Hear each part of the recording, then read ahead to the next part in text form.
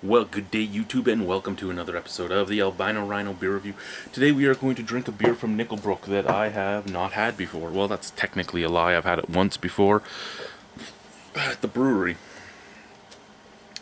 And me and Guy from Beer Guy Reviews were there at the brewery. It was the day we were driving through to go and pick up Nick from Maxwell Stars Beer Reviews. Anyway, I had a sample of this and I was drinking it at the brewery and I was trying to do a review of it, and John, the owner of the brewery, came in and he started talking to me while I was doing the review about something about my festival, and I stopped doing the review and talked to him, and then when I was going to go back to doing the review he started talking to me again about something else. I don't think he wanted me to review it, but I did get my hands on a can, so I'm going to review it anyway. Anyway, this is Kontinental Drift, which is a Belgian-style pale ale. And this is 5.6 ABV, 40 IBU. We have malt, Pilsner,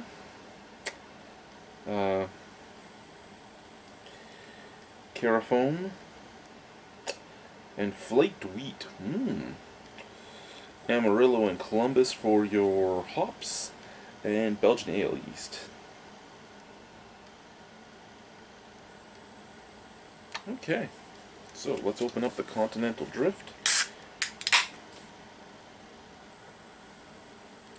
See, I was buying a can of this, and I wanted to review the sample so I could send this can to somebody in the mail. And then, yeah, it just didn't happen. So,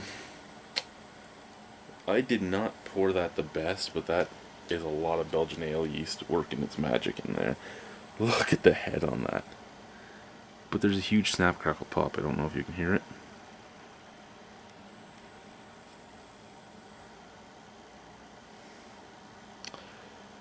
Beautiful, beautiful, slightly hazy gold color underneath that slightly off-white, very foamy head.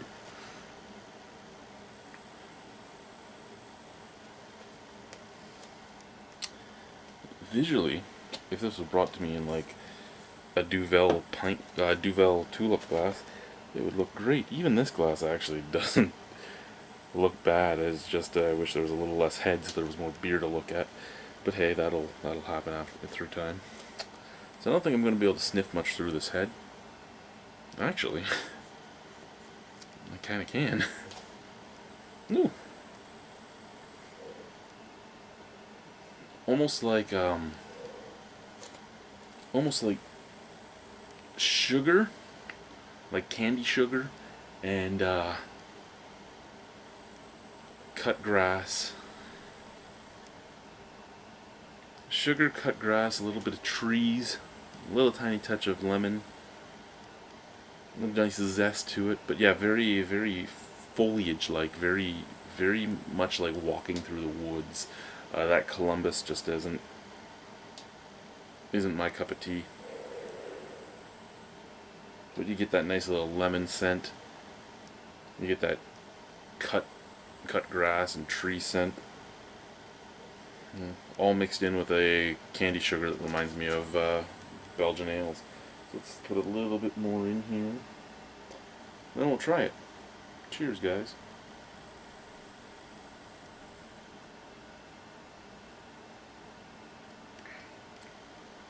Okay.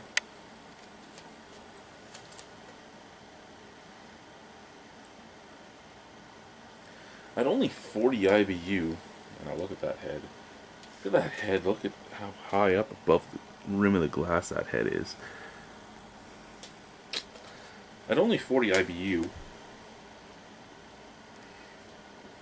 it's more bitter than, for me at least, than some 80, 90, 100 IBU beers. There is only two hops in this, and so there's less hops to build that IBU rating. But very resiny, very dirty, very very woodsy on the back end, and not in a way I'm a huge fan of. Is it a bad beer? No, it's not a bad beer. It's just not a beer that I'm a big fan of, and that's okay. Is it well made? Yes, it's well made. A nice Nice rounded malt taste up at the forefront. You get a touch of lemon in the background, and then comes the like resiny, cedary forest in your mouth that just sits on the back of your tongue as a bitter piff, with a touch of sweetness that almost makes that sweetness and the bitter piff almost mix together to come off somewhat spearmint pepperminty. Um,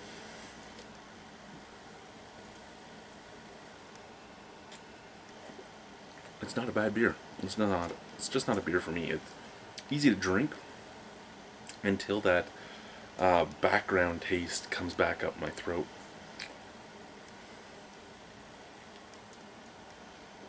I'd give it a 6 out of 10. And it's not that I don't like the brewery. It's not anything like that. It's just not a beer for me.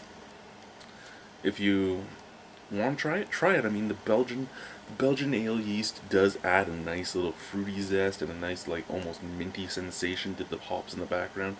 The hopping is done well. The malts are done well. The whole beer's done well. It's just not for me. Thank you guys. Bye.